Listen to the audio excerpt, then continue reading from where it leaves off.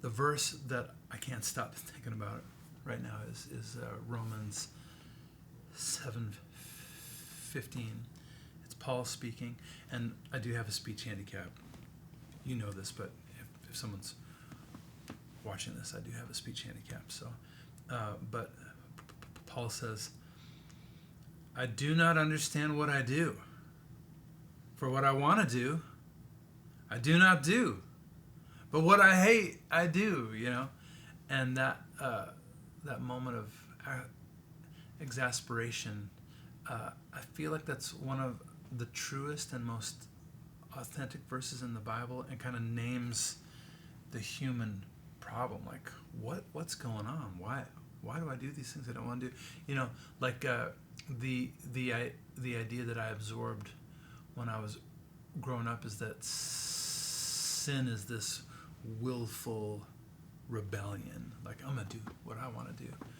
But most people I know don't want to sin.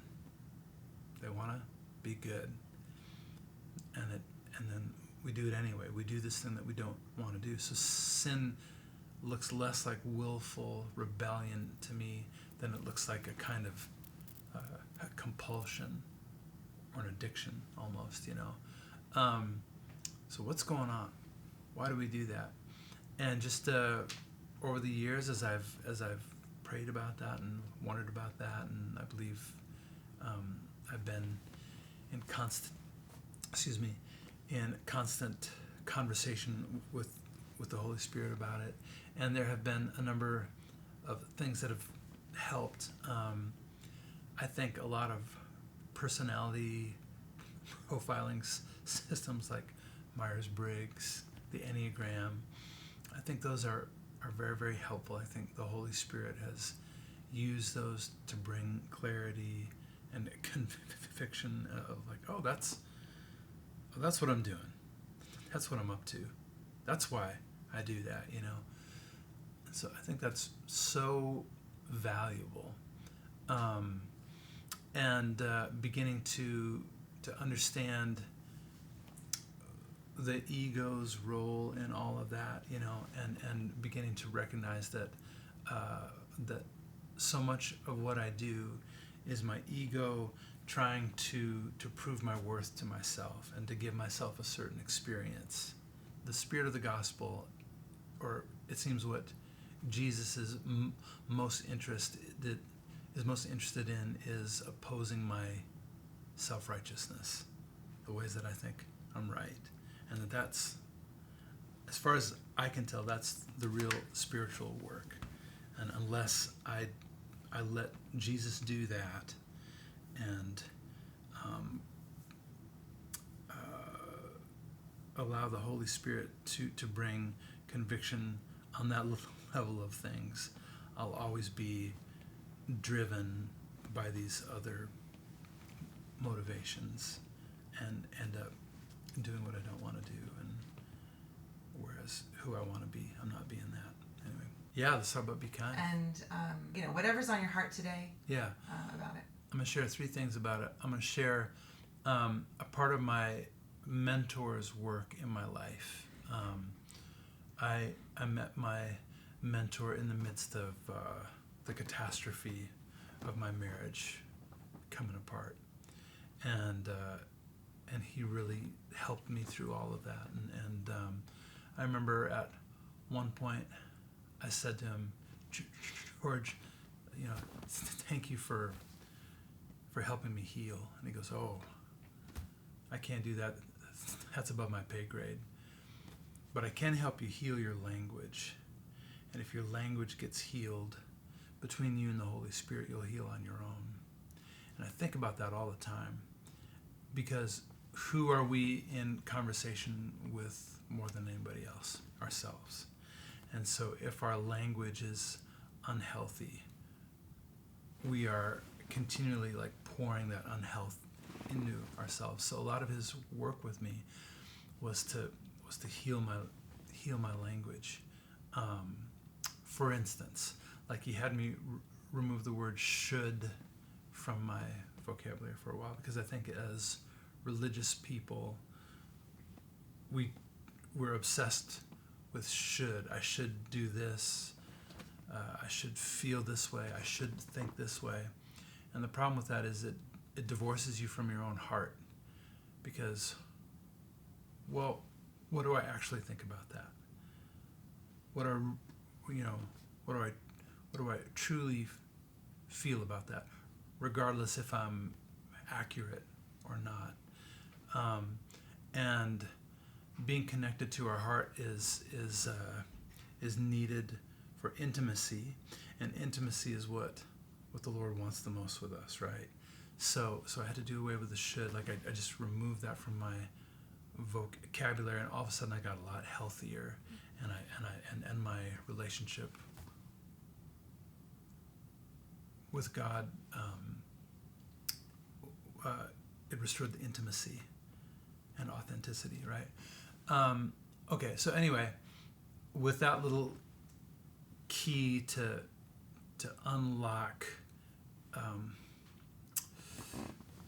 valuable things of reality, I started to think, okay, like, what are moments when I heard a handful of words, healthy language, and it shifted things in me? And maybe those should be my songs from here on out. Maybe my goal should be to write healed language and to get that out there. Maybe that'd be the most helpful thing to people.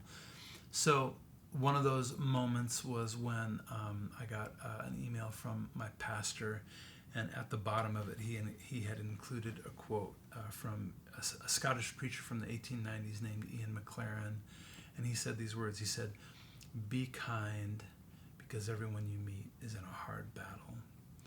And when I read that, something in me, and it just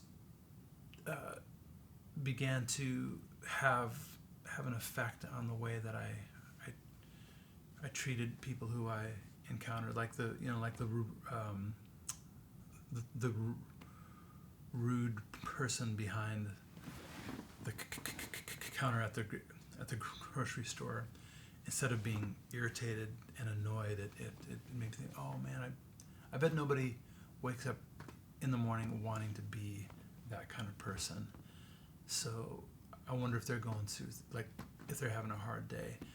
There's no reason for me to make it harder. In fact, I wonder if I can make it better. Lord, is there anything I could do in this moment to improve things? So that seemed like worthy language to put out in the world, because if it was having that kind of effect on me, I think that's revival. I think that's real revival. Like, if that language could get out there and change the way that we interact, that seemed like a worthy goal. So what I hope the song can do is what it did for me when I heard that language, is to give the Holy Spirit an opportunity to remind me to consider the other just for a moment, and that can change everything, right? So it pulls me out of my own experience and helps me to consider the experience of someone else, and in a sense, what's more weak or uninspiring than be kind? It's almost a cliche. It is a cliche. But the older I get, a lot of the cliches are cliches because, well, they're actually true, and that's how they became a cliche. So how can we recover the meaningfulness, the potency, the strength of be kind, and recognizing, that's where there's a profound thing that can happen there. So I was reading a book by Nick Cave, who's like this alt rocker from the 80s and the 90s, and he still makes music now. And he went through a tragedy where one of his sons fell off of a cliff and he died. And then he talks about the first time he went out in public after all of that. So I'm going to read this. So yeah, the guy with the speech handicap is going to read to you now. Here we go.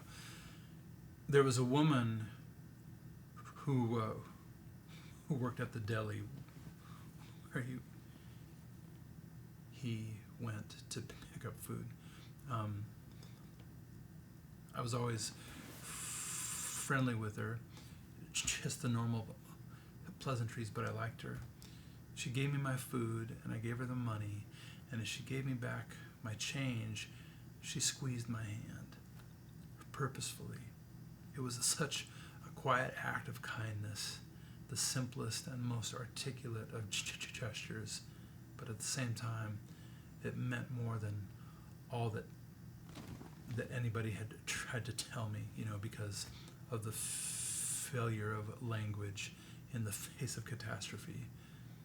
She wished the best for me in that moment, and there was something truly moving to me about that simple, wordless act of compassion. I think all of us have experienced some quiet, modest act of kindness that meant everything in that moment. And again, I do think that's where true revolution can happen, in those quiet moments, of modest kindness. That's what I think.